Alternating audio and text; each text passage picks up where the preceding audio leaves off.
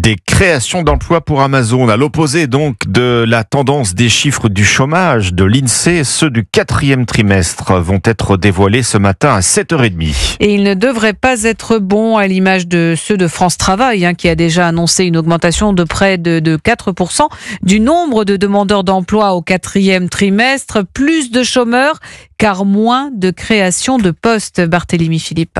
Oui, et quand le budget voté pour l'année augmente les taxes et le coût du travail et que la conjoncture est mauvaise avec une croissance attendue à moins de 1% sur les prochains mois, les entreprises ont tendance à freiner des 4 fers sur les recrutements. Audrey Loy est la présidente du réseau Croissance Plus qui regroupe 500 entreprises et représente 100 000 emplois.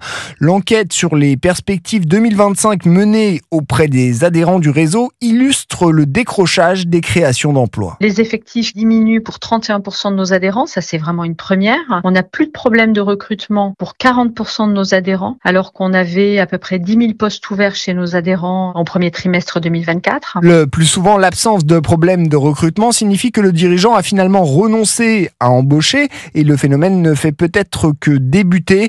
La Banque de France table sur un taux de chômage à 7,8% à la fin de l'année. Pour l'OFCE, ce serait même 8%. Barthélémy Philippe pour Europe.